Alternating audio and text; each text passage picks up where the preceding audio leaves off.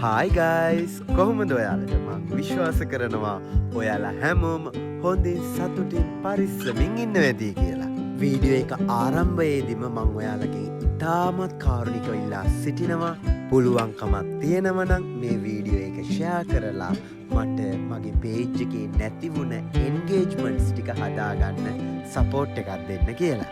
හරි ළමයි, අපි දැන් යමු වීඩියෝ එකට. මම මගේ ගිය සතියේ වීඩියෝ එකේ කිව්වා වගේ අපේ මේ ගම් වතුරට අහුවෙච්ච බිම ට්‍රැක්ටරයකින් රොටරි කරලා හොඳට අවුවෙන් වේල ගන්න ඕනේ. ඉතින් ඔන්න අලුත් වගාවකට යන්න සති දෙකකට කලින් මුළු ඉඩමම රොටරි කරලා පස පෙරලා ගත්තා. හරි ගයිස්, අපි දැන් මේ පොළව ඔහොමම සති දෙකක් වේලෙන්න තියමු. ගම් වතුරෙන් මම ස්ටොක් කරලා තියාගත්තු මගේ බීජ සේරම විනාශ වෙලා ගියා. හිතවතෙක්ගේ මාර්ගයෙන් ලැබුණු ඇද්දල කොච්චි බීජ තවන් කරන විදිහ තමයි මම මේ ඔයාලට පෙන්වන්න යන්නේ. පරණ රෙදි කෑල්ලක් අරගෙන ඒකට බීජ ටික තියලා මේ විදියට පොට්ටනියක් බැඳගන්න. ඊට පස්සේ ඒ පොට්ටනිය පැය 10ක් විතර වතුරෙන් හොඳට පොඟව ගන්න. මේ ක්‍රමය කිසිම වෙලාවක දෙමුහුම් බීජවලට ඔයාලා try කරන්න එපා. එතකොට මේ බීජ පොට්ටනිය පැය 10ක් විතර හොඳට පොඟව ගත්තට පස්සේ හොඳට තෙත රැඳෙන ස්ථානයක, උදාහරණයක් තමයි කලගෙඩි පොළ. හොඳේ පැය 24ක් විතර හොඳට වලලලා තියන්න. මේ තියෙන්නේ එහෙම වලලලා ගොඩගත්තු බීජ ටික. දැන් මේකට වැලි එකතු කරනවා. වැලි එකතු කරන්නයි කියලා දන්නවද? මම දැන් මේ බීජ ටික තවානට ඉහින්නයි යන්නේ. එහෙම බීජ ඉහිනකොට බීජ තෙත නිසා සමහරක් වෙලාවල් වලට තවාන පුරාම ලස්සනට විහිදෙන්නේ නැතුව ගුලි ගුලි වැටෙන්න පුළුවන්. එහෙම නොවෙන්නයි මේ විදිහට වැලි එකතු කරලා තවානට මිරිස් බීජ ඉහින්නේ. ඔයාලා දැන් මේ දකින්නේ මීට සති දෙකකට විතර කලින් අපේ අම්මා පැල කරපු අමු මිරිස් පැල තවාන. මම මේ ටිකේ ඉන්නේ ආනමඩුවෙන් නිසා නොරොච්චෝලේ වත්තේ වැඩ බලන්නේ අම්මයි තාත්තයි.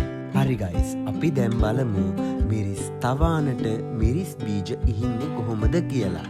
මේක තමයි ක්‍රමය. සමහර වෙලාවල් වලට අපි බීජ ඉහිනකොට අපිට නොදැනුවත්ව අපේ අතින් බීජ තවානේ අහකට විසිවෙන්න පුළුවන්. ඉතින් ඒ ගැනත් හොඳ කල්පනාවකින් මේ වැඩේ කරන්න ඕනේ. බීජ ඉහලා ඉවර වෙලා මම මේ කරන විදිහට කරපුවාම බීජ හොඳට පැක් වෙනවා. දැන් මම මේ කරන්න යන්නේ ඉහපු බීජවලට උඩින් ආයෙත් වැලි ලේයර් එකක් ඉහිනවා. ළමයි ට්‍රේ එකක තවන් දානවට වඩා මේ ක්‍රමය හරිම සාර්ථකයි. මොකද සමහරක් වෙලාවට ට්‍රේ එකක බීජ තවන් දාද්දී අපට නොදැනුවත්ව ඒ බීජ ගොඩාක් ගැඹුරට ගියොත් පැලවෙන්නේ නැති වෙනවා. නමුත් මේ ක්‍රමයේදී අපිට මිරිස් බීජ ගොඩක් ගැඹුරට යන්නේ නැතුව මතු පිටින්ම තියාගන්න පුළුවන්. අනිත් කාරණාව තමයි මේ ක්‍රමයේදී බීජ පැලවීමේ සම්භාවිතාවයත් හරිම වැඩි. ඔන්න දැන් අපි බීජ ඉහපු තවානට වතුර දැම්මා. වතුර දැම්මට පස්සේ මිරිස් බීජ ආයෙත් මතු වෙලා තියෙනවා. ඉතින් එහෙම මතු වෙලා තියෙන මිරිස් බීජ මතු පිටින් තවත් වැලි ටිකක් ඉහලා මේ විදිහට යට කරගන්න ඕනේ. ළමයිනේ, අපි මිරිස් බීජ තවාන දාලා ඉවරයි.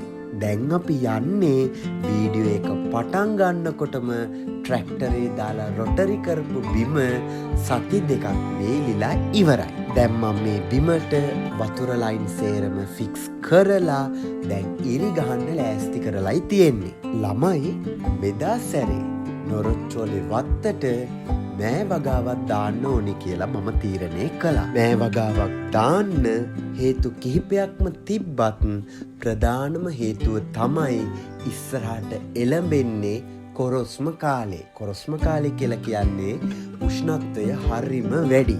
එතකොට මේ කාලයේදී නොරොච්චෝලේ ගෝවා, බීට්, මිරිස් වගේ භෝගයක් හිටවනවා කියන්නේ හරිම අවදානම් සහගත වැඩක්. ඉතින් මේ වෙලාවේ ලොකු අවදානමක් ගන්නේ නැතුව ගහන ගේමක් හීනි නූලෙන් ගහගන්නයි ඕනේ. ළමයි, මේ කොටු ගහලා තියෙන්නේ අඩි 2යි කාලට. සාමාන්‍යයෙන් මෑ වගා කරන්නේ අඩි 3න් 3ට. නමුත් නුදුරු අනාගතයේදී වෙන්න තියෙන කාලගුණික විපර්යාසයන් වලට ගැලපෙන්නයි මේ විදිහට මෑ වගා කරන්න යන්නේ.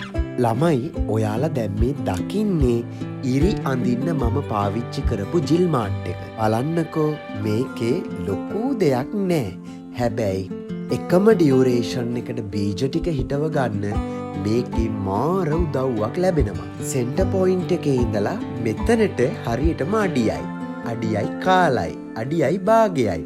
අඩියයි 3 කාලයි. අඩි 2යි. එතකොට මෙතනට අඩි 2යි කාලක් තියෙනවා. ඔය කෙරවලම අඩි 3යි.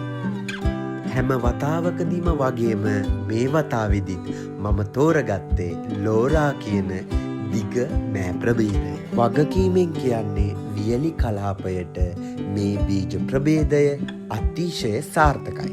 තොරතුරු අවශ්‍ය කෙනෙක්ට වීඩියෝ එක ෆෝස් කරලා මේ ඩේටා ටික අරගන්න පුළුවන්. සාමාන්‍යයෙන් අක්කරයකට බීජ කිලෝ එකක් හොඳටම ප්‍රමාණවත්.